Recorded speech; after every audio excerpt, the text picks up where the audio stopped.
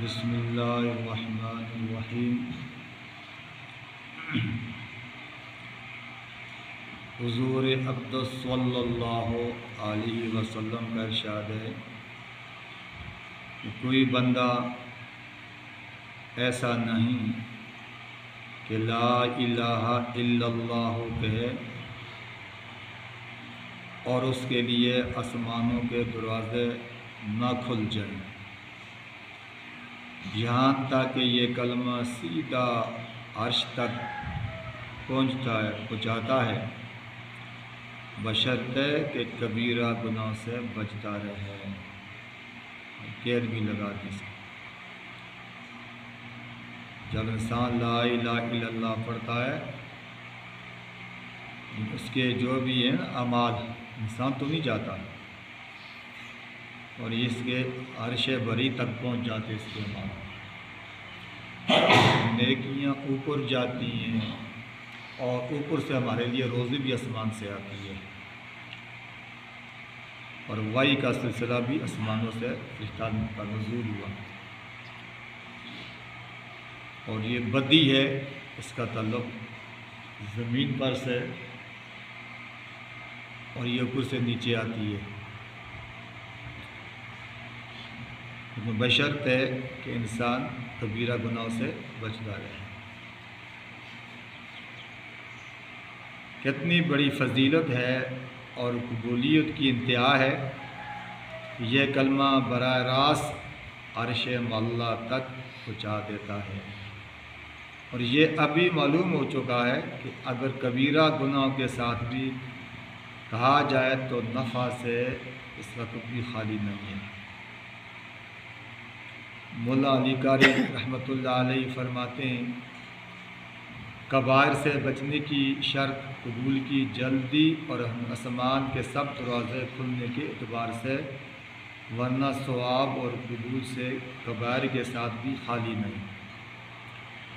بعض علماء نے اس حدیث کا یہ مطلب بیان فرمایا ہے کہ ایسے شخص کے واسطے مرنے کے بعد اس کی روح کے اعزاز میں آسمان کے سب دروازے کھل جائیں گے۔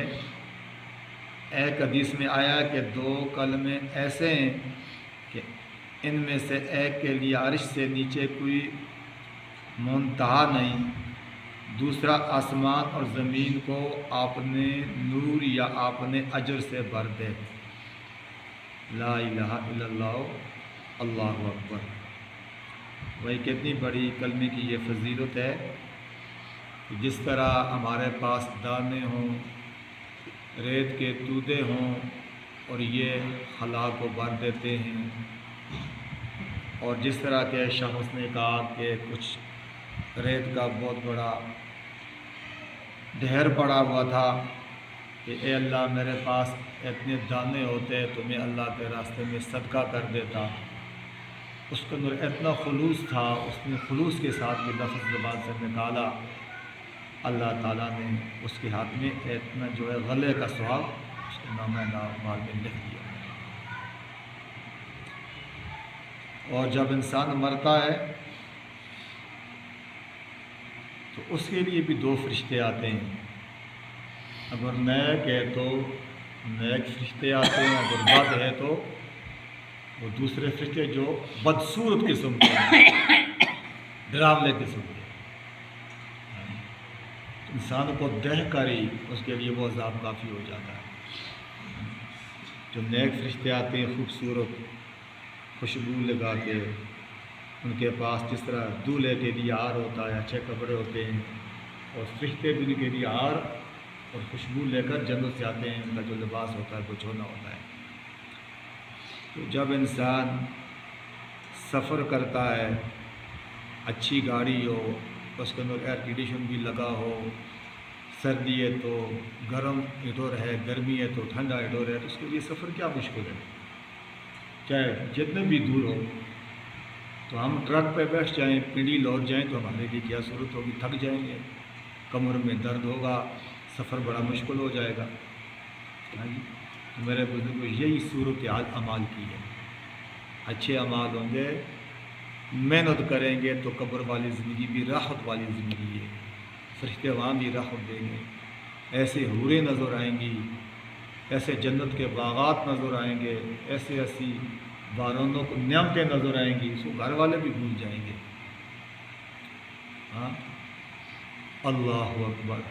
تو جب اعمال کمزور ہوں گے، پلے کچھ بھی نہیں ہوگا، تو وہاں بھی اندھیرا ہی اندھیرا ہے، وہاں بھی جان نہیں چھوٹے گی میرے بزرگ۔ لوگ خودکشی کرتے ہیں کہ بھائی بس دنیا کی تکلیف سے جان ہماری چھوٹ جائے گی۔ یہ ہمارا قرآن کا ایمان ہے کہ مرنے کے ساتھ جان نہیں چھوٹتی، روح تو زندہ ہے بھائی، روح تو نہیں مرتا، اس جسم کے روح کو نکالا جاتا ہے جسم سے۔ تو نبی علیہ السلام نے آسان لفظوں میں سمجھایا ہمیں کہ جس طرح انسان کو رات کو خواب آتی ہے، کبھی وہ آگ میں جلتا ہے، کبھی کوئی سانپ ڈانس مارتا ہے، کبھی وہ پانی میں بہہ جاتا ہے، ڈوب جاتا ہے، تو وہ خوفناک ہو کر جو ہے وہ بیدار ہو جاتا ہے۔ جب جاگتا ہے تو نہ سانپ ہوتا ہے، نہ آگ ہوتی ہے، نہ پانی ہوتا ہے، کہتی ہیں اس کو خوف زدہ ہو کے وہ بیدار ہو جاتا ہے۔ کیا اس کے روح کو وہ چیز دکھائی دیتی ہے، جسم کو نہیں دکھائی دیتی۔ یہی قبر میں عذاب ہوگا اس کی روح کو۔ جب جو انسان مرتا ہے تو انسان زندہ ہو جاتا ہے بالکل۔ یہاں تک حدیث پاک میں آیا کہ وہ جب واپس جاتے ہیں ان کی پاؤں کی آٹ کو بھی سنتا ہے۔ یہ تو اللہ کے ہتھیار میں ہے۔ ہاں، اس سے حساب کتاب لے کہ اس کو سب کچھ دکھا کے روح واپس چلی جاتی ہے جس طرح کہ دنیا میں نکلتی ہے، اور اس کے بعد روح واپس نہیں آئے گی، قیامت تک روح نہیں آئے گی۔ جو عذاب کتاب ہوگا وہ روح کے ساتھ ہے۔ جسم دیکھو آپ قبر میں دیکھیں وہ ختم ہو جاتا ہے، نیک انسان ہے تو قرآن پاک ہمیں بتاتا ہے اس کی جسم کو خشک ہو جاتا ہے، ورنہ اس کا قبر بھی، اس کا کفن بھی میلا نہیں ہوتا، اس کے جسم کو کیڑے بھی نہیں کھاتے۔ تو مجھ جیسا کوئی نگار بھی ہو تو کیڑے لا کے تو بدبو آ کے بھائی اس کا ختم کر دیتے ہیں، کیڑے مکوڑے کھا کے ختم کر دیتے ہیں، اس ہڈیاں رہ جاتی ہیں، سر کی ہوئی ہے، زنگ وغیرہ مضبوط ہوتی، کچھ بھی نہیں ہوتا، سارا دار مدار روح کے ساتھ ہے میرے بزرگوں۔ تو یہ اس لیے دنیا میں جتنی بھی محنت کی جاتی ہے روح کو سکون پہنچانے کے لیے، جسم تو ہمارا ختم ہو جائے گا۔ جب نیا باڈی ہمیں ملے گی تو حدیث پاک میں آتا ہے اتنی بڑی باڈی ملے گی کہ جتنا ہماری جسم پورا اس کی ہماری ایک انگلی ہو گئی ہے پورے جسم کی، اتنی بڑی ہماری باڈی ہوگی۔ کیوں؟ کہ جتنا بڑا عذاب ہوگا اتنی بڑی اس کی باڈی بھی ہوگی۔ اس لحاظ سے بندہ کی جان نہیں چھوڑتی میرے بزرگوں کسی صورت میں نہیں۔ ہمارا یہ روح جو ہے نا یہ نہیں مرتا، جسم سے روح منتقل ہو جاتا ہے، نکل جاتا ہے، کہ بیمار ہوتے ہیں، ہاں، روح ختم ہو جاتا ہے، جسم ختم ہو جاتا ہے، روح زندہ رہتی ہے جاتا ہے۔ تو اس روح کی حفاظت کے لیے ہم یہ سب کچھ کرتے ہیں، نمازیں پڑھتے ہیں، قرآن کی تلاوت کرتے ہیں، صدقہ خیرات کرتے ہیں، بھائی قبر سے ہمیں نجات مل جائے اللہ سے۔